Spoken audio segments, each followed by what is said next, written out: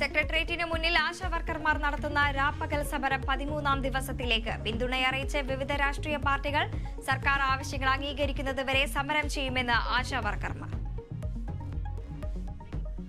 ആശാവർക്കർമാർ മുൻപേ എത്തിയിരിക്കണം. വരാത്തവരെ ലിസ്റ്റ്, ഇവിടെ എത്താത്തവരെ ലിസ്റ്റ് ഞങ്ങൾക്ക് തരണം, പേര്. അതിനെല്ലാം ഞങ്ങൾ കടം വാങ്ങിയാണ് ഞങ്ങൾ പോകുന്നത്. കടം വാങ്ങി ഞങ്ങൾ അവിടെ ചെന്ന് പങ്കെടുക്കും കേട്ടോ. ഞങ്ങൾക്ക് വേണ്ടി ജയിക്കുമല്ലോ. ഞങ്ങൾ രണ്ടാമതും ജയിപ്പിച്ചു വിട്ടെന്തോന്നറിയാം. ഞങ്ങളുടെ ഈ ആശാമാരുടെ അവകാശങ്ങൾ ഞങ്ങൾക്ക് തരും, ചോദിക്കാതെ തരും. ഞങ്ങളുടെ സ്വന്തം ഇഷ്ടത്തിന് ഞങ്ങളുടെ അവകാശം ചോദിക്കാനാണ് വന്നിരിക്കുന്നത്.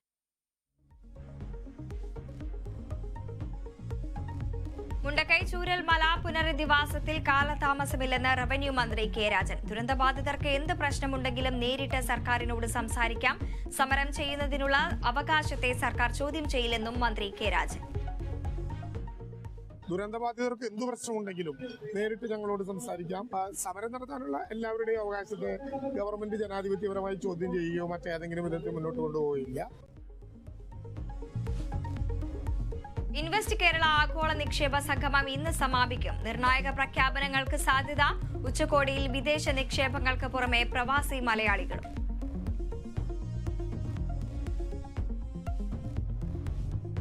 വിചിത്ര നീക്കവുമായി KSRTC മാനേജ്മെന്റ്. പണിമുടക്കിൽ പങ്കെടുത്ത ജീവനക്കാരുടെ ശമ്പള ബിൽ വൈകി എഴുതിയാൽ മതിയെന്ന ഉത്തരവിറക്കി. പ്രതികാര നടപടിയുമായി ശമ്പളം വൈകിപ്പിക്കാൻ നീക്കമെന്ന കോൺഗ്രസ് അനുകൂല സംഘടന TDF.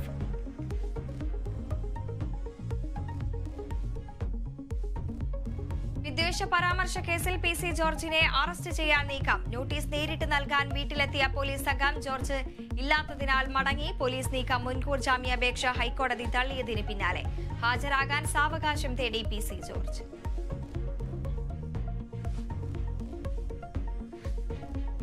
മലപ്പുറം മൂത്തേടത്ത് കാട്ടാന ഇറങ്ങി. നമ്പൂരിപ്പൊട്ടിയിൽ കാട്ടാന ഇറങ്ങി വ്യാപക കൃഷിനാശം.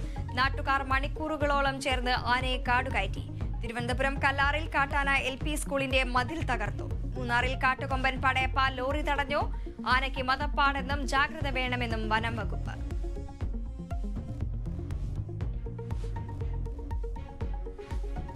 ഇടുക്കിയിൽ വാഹനാപകടങ്ങളിൽ 4 മരണം. പന്നിയാർകുട്ടിയിലെ വാഹനം കൊക്കയിലേക്ക് മറിഞ്ഞ് ഡ്രൈവർ അടക്കം 3 പേർക്ക് ദാരുണാന്ത്യം. കട്ടപ്പനയിൽ കാർ ക്രാഷ്. ബാരിയറിൽ ഇടിച്ചു കയറി യുവാവ് മരിച്ചു.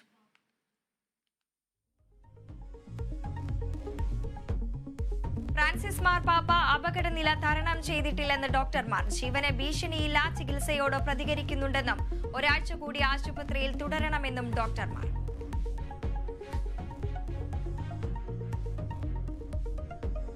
ഇന്ത്യൻ സൂപ്പർ ലീഗിൽ ഇന്ന് കേരള ബ്ലാസ്റ്റേഴ്സ് FC ഗോവ പോരാട്ടം. മത്സരം രാത്രി 7:30 ഗോവയിൽ.